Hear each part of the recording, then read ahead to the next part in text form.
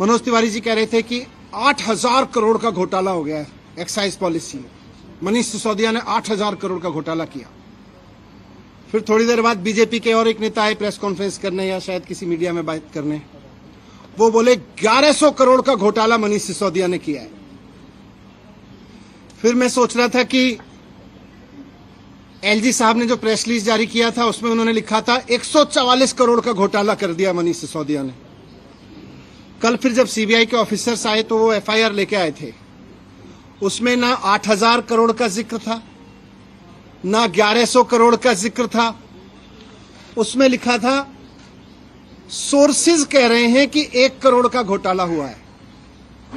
Sources कह रहे हैं कि 1 करोड़ का घोटाला हुआ है, ये सीबीआई की एफआईआर कह रही है। इसमें ना 144 करोड़ का जिक्र है, ना 11,000 करोड़ का जिक्र है, 1100 करोड़ का, ना 8,000 करोड़ का मनोज तिवारी जी वाला जिक्र है। मैं कह रहा हूं कि ये सब बकवास है, ये सब बकवास कर रहे हैं।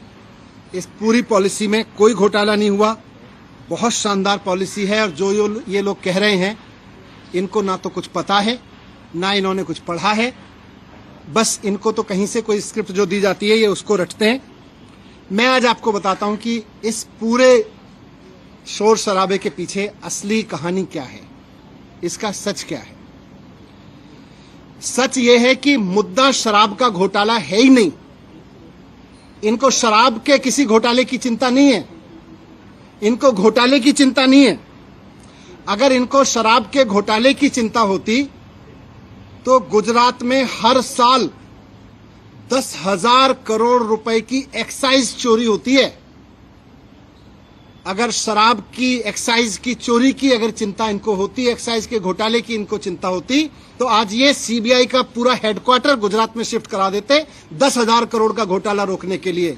और यही लोग करवा रहे हैं, जो लोग सीबीआई को इंस्ट्रक्शंस दे रहे हैं ना, यही लोग गुजरात में 10,000 करोड़ रुपए की एक्साइज की चोरी कर रहे हैं।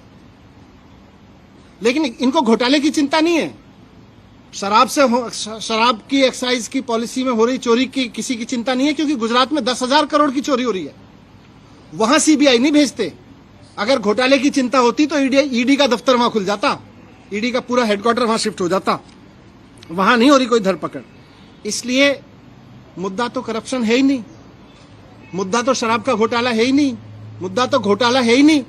अगर मुद्दा घोटाला होता तो प्रधानमंत्री जी ने कुछ दिन पहले बुंदेलखंड एक्सप्रेसवे का उद्घाटन किया था। आप सबने देखा था, आप सबने दिखाया था, सारे मीडिया ने चलाया था और सारे मीडिया ने देश के बहुत शोर से बताया कि प्रधानमंत्री जी ने जिस हाईवे का एक्सप्रेसवे का उद्घाटन किया था 5 दिन के अंदर अंदर वो पूरी तरह से धंस गया। बहुत बड़ा घोटाला हुआ वो एक्सप्रेसवे बनाने में, हाईवे बनाने में। अगर मुद्दा करप्शन होता तो आज सीबीआई और ईडी प्रधानमंत्री द्वारा उद्घाटित किए गए उस महामार्ग के घोटालेबाजों को पकड़ रही होती, उनके घर रेड कर रही होती, जिन्होंने इतना बड़ा घोटाला कर दिया कि प्रधानमंत्री जी ने जिस एक्सप्रेसवे का उद्घाटन किया 5 दिन में धंस गया। वो है घोटाला। लेकिन जैसा मैं कह रहा हूं, मुद्दा घोटाला है ही नहीं। शराब या एक्साइज की चोरी इनकी परेशानी है ही नहीं, इनकी परेशानी है अरविंद केजरीवाल। इनकी परेशानी है कि अरविंद केजरीवाल जिस तरह से अब पूरे देश में एक काम करने वाले ईमानदार नेता के रूप में पहचान बनाते जा रहे हैं और पूरे देश के लोग अब उनको पसंद करने लगे, इनकी परेशानी ये है।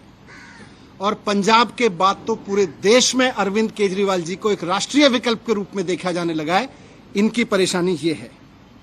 ये जो पूरी कार्रवाई मेरे खिलाफ हो रही है, ये जो पूरी कार्रवाई मेरे दफ्तर में हो रही है, मेरे घर में रेड डाली जा रही है, ये हो ही इसलिए रही है कि अरविंद केजरीवाल जी को रोकना चाहते हैं।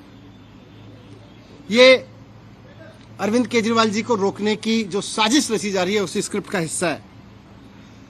आप सब जानते हैं, देश जानता है कि अरविंद केजरीवाल जी की सबसे बड़ी ताकत है कि वो एक बहुत कट्टर ईमानदार नेता है।